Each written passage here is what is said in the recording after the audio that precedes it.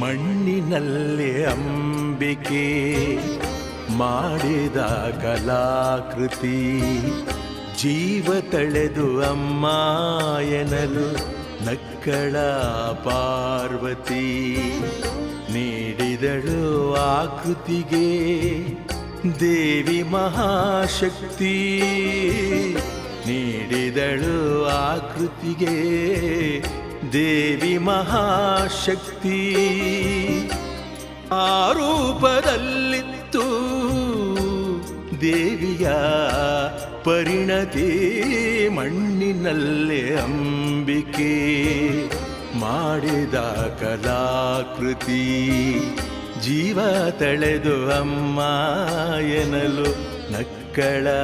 Parvati